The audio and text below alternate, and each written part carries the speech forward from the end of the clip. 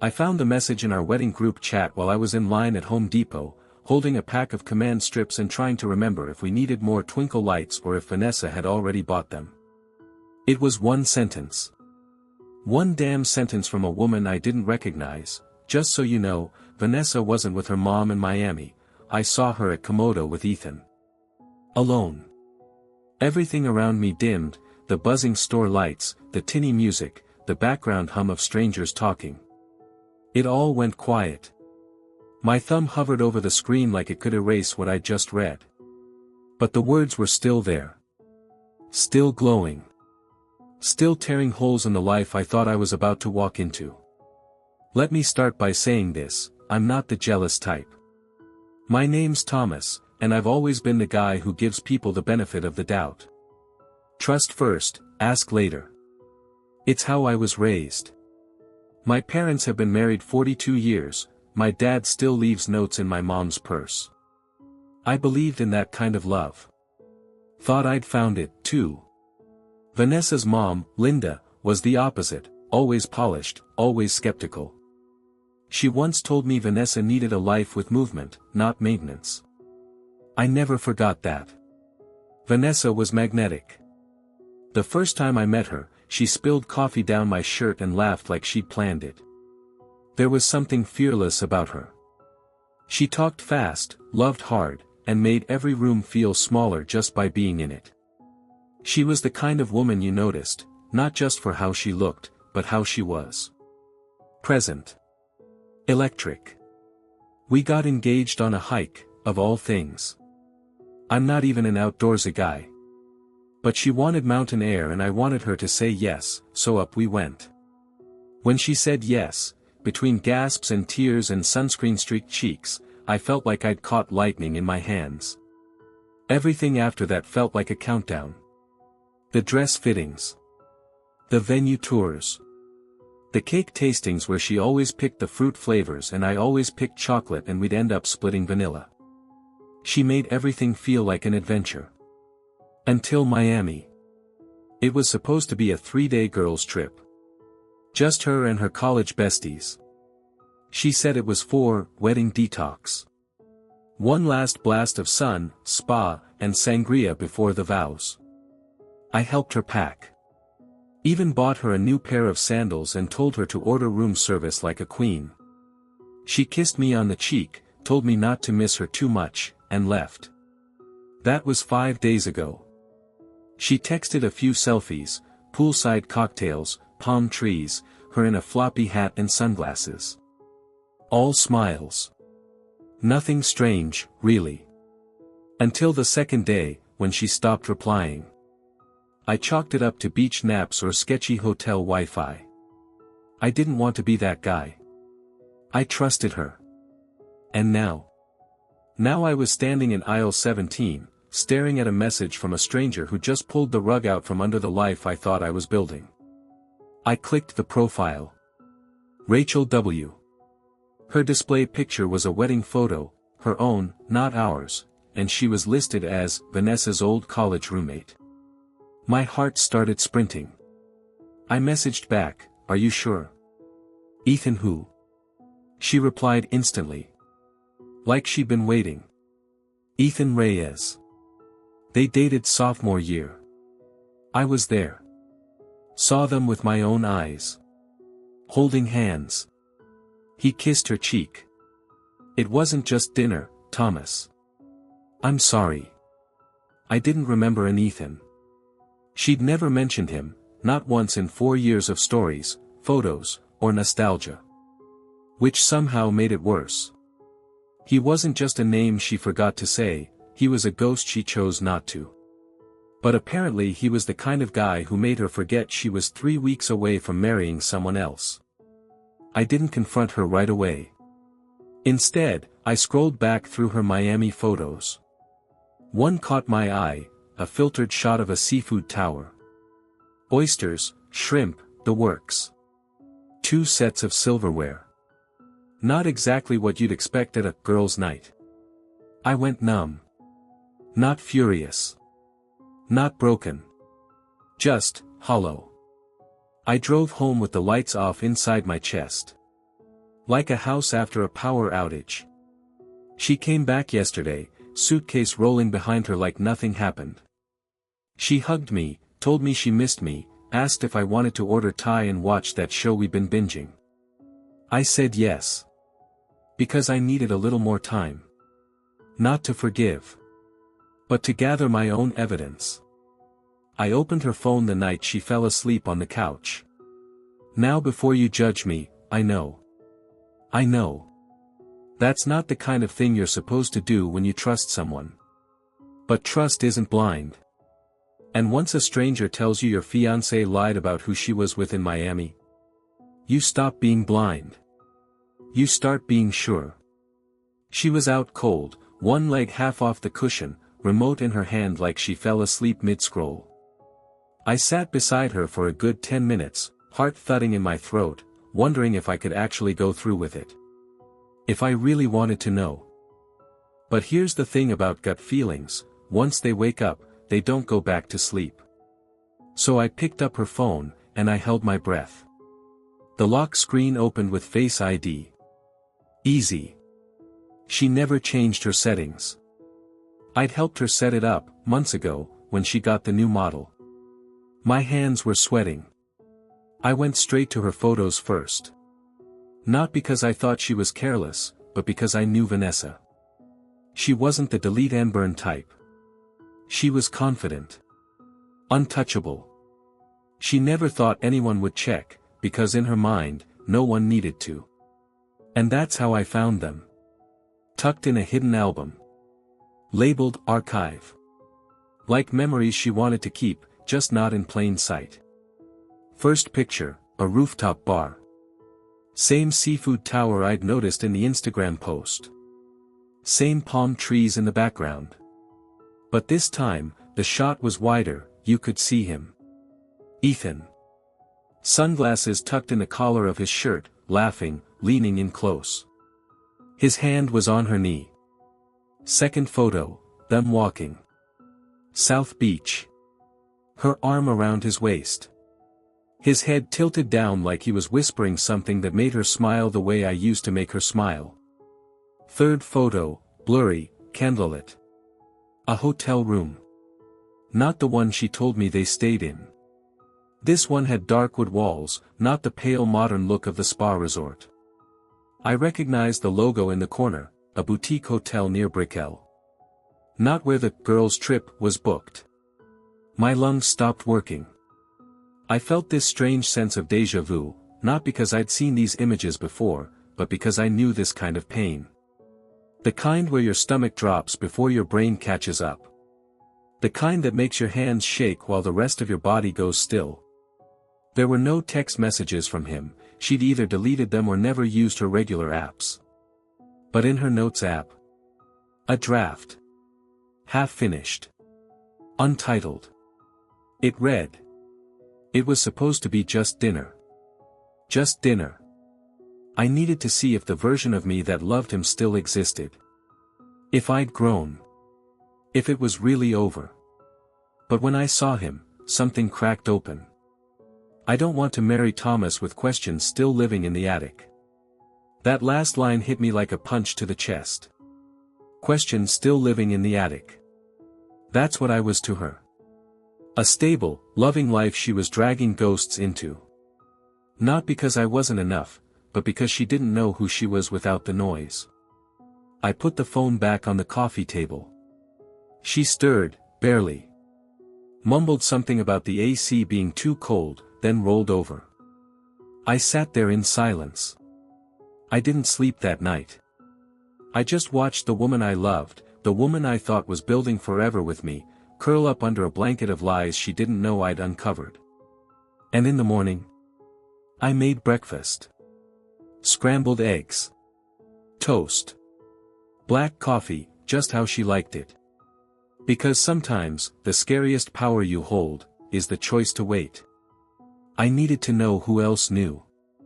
So I called Marissa, Vanessa's maid of honor, best friend since college, and the one person I figured would never co-sign a lie.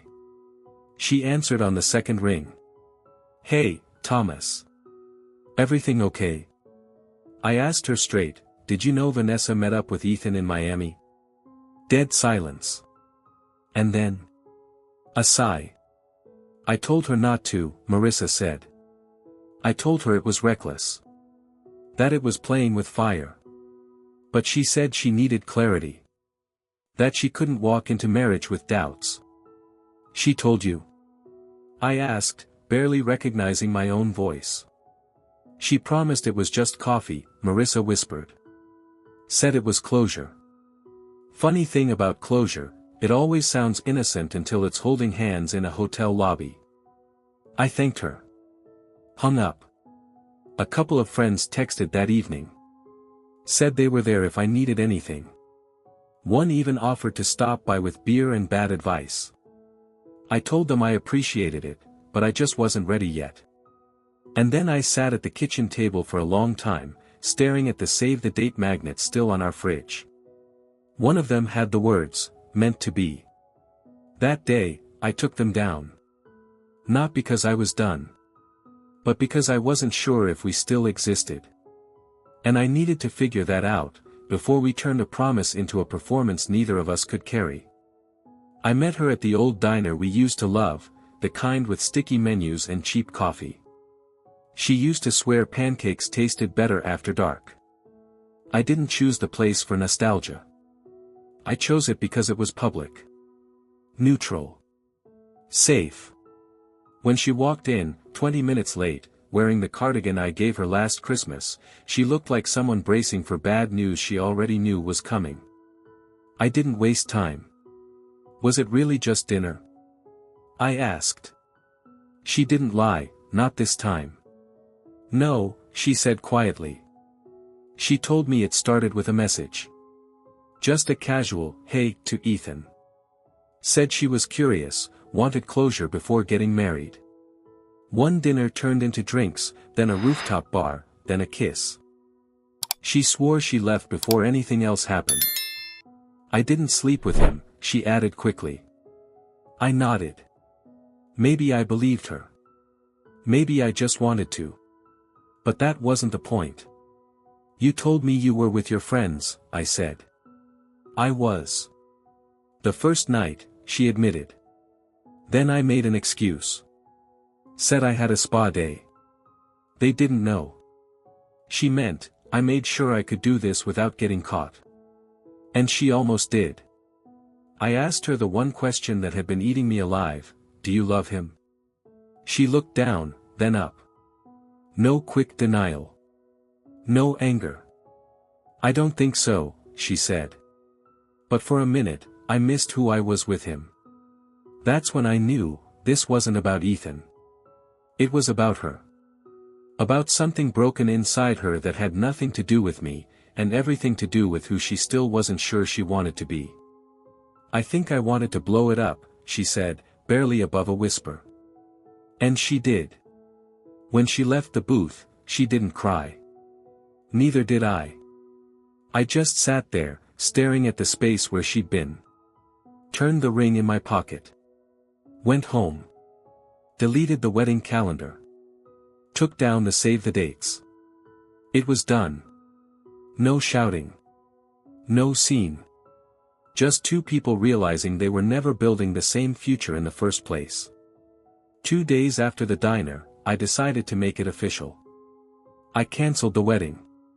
No ceremony. No champagne. No more pretending we could tape the cracks and call it a mosaic. The thing was broken. And the more I sat with it, the more I realized I wasn't mourning her, I was mourning the version of my life I thought I was stepping into. I started with the vendors.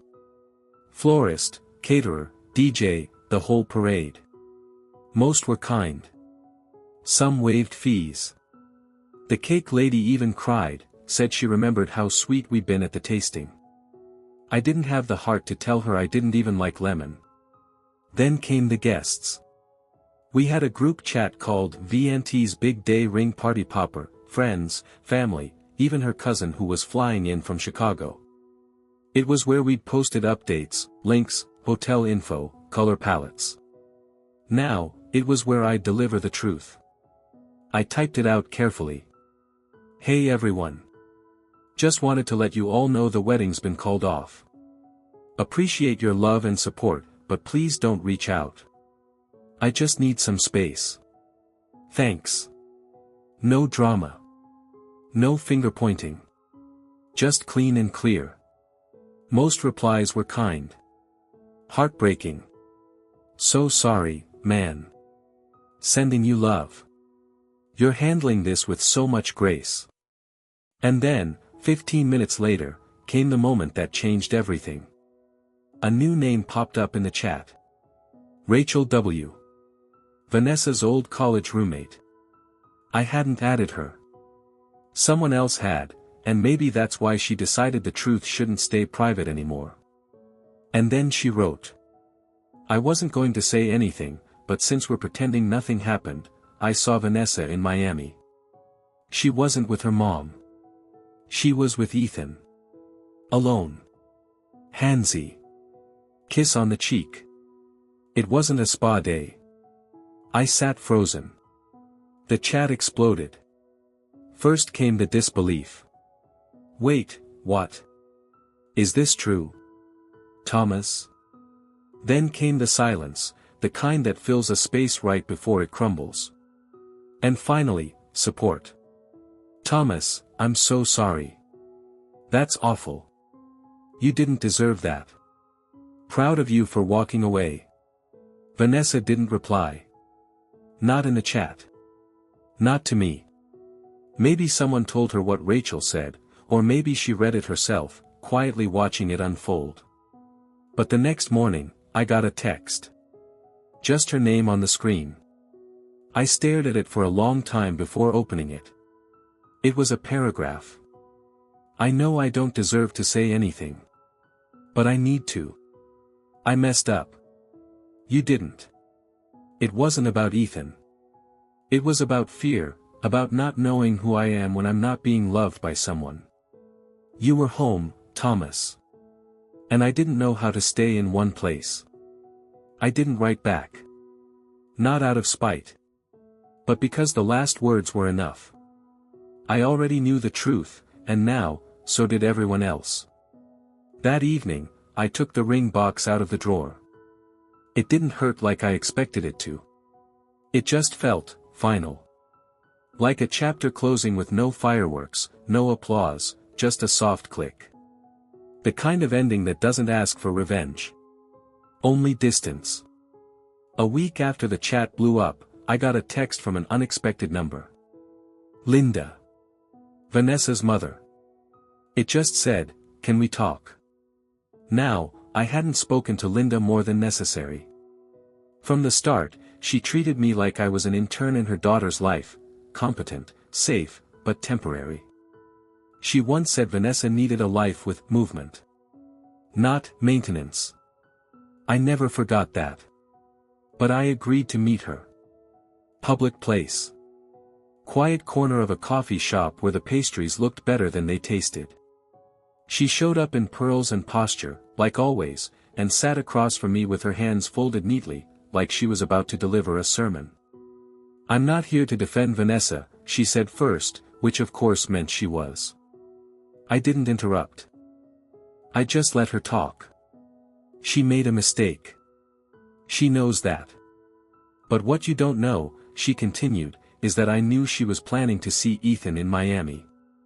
I stared at her. You knew. She nodded, slow and deliberate. I didn't know what would happen. But I knew she needed to clear her head. I blinked. And you thought the best way to do that was, to send her into the arms of an old boyfriend? I didn't send her, Linda said. I supported her. She was unsure. She had doubts. She could have talked to me, I said. Her fiancé. Linda gave a small, sad smile. Sometimes women can't be honest with the men they love until they've been honest with themselves first. The way she said it, calm, like this was some timeless wisdom and not the fallout of a grown woman's betrayal, made something in me harden.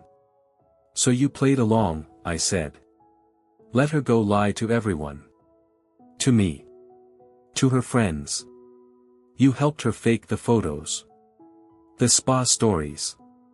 The whole thing. Linda didn't deny it. She wasn't trying to hurt you, she said. But she did, I replied. You both did. Linda finally looked away. I thought, if she got it out of her system, she could come home sure. Certain. I didn't think it would end like this.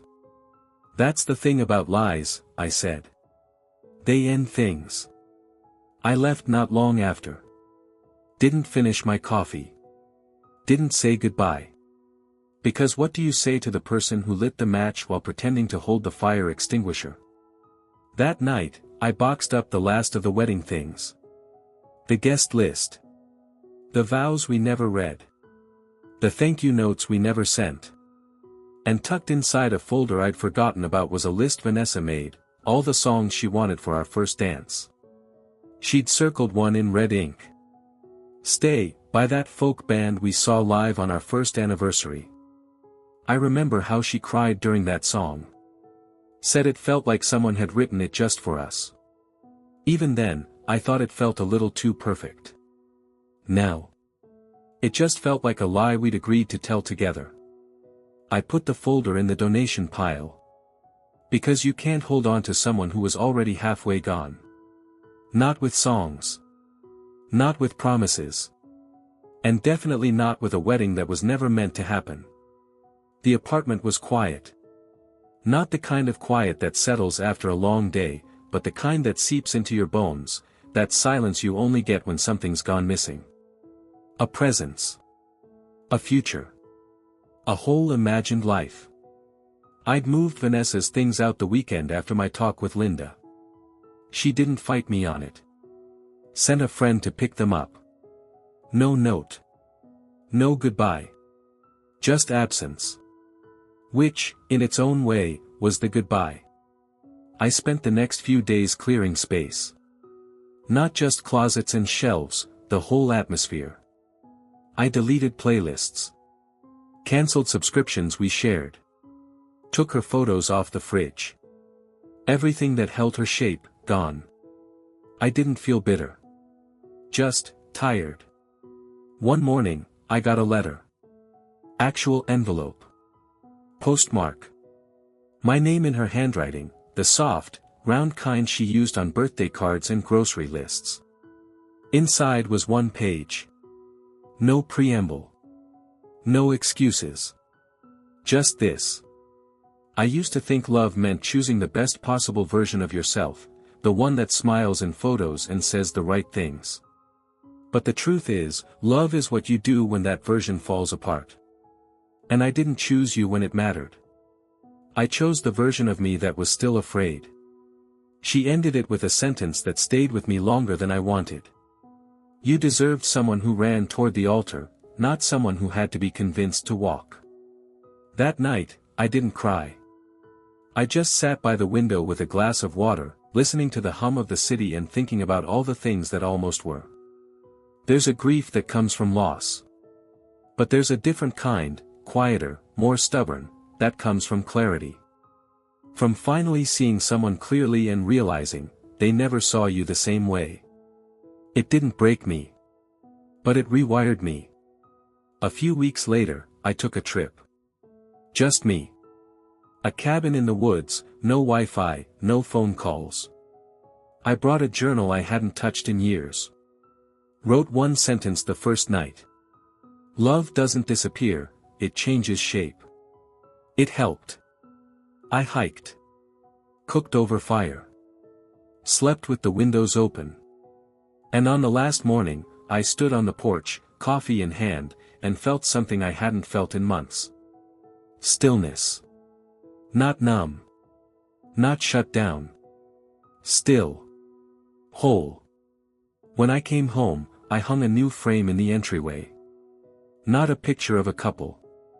Not a quote about forever. Just a photo I took on that trip, fog on the trees, soft light through the branches. It didn't mean anything to anyone else. But to me. It meant I made it through. The wedding never happened. The aisle stayed empty. The song was never played. But I walked away with something better. self-respect, peace, and the quiet knowledge that next time, if there's a next time, I won't love halfway. I won't beg someone to choose me. Because I know now what it took all this to learn. If love makes you feel uncertain, it's not love. It's a detour. And I'm done taking those.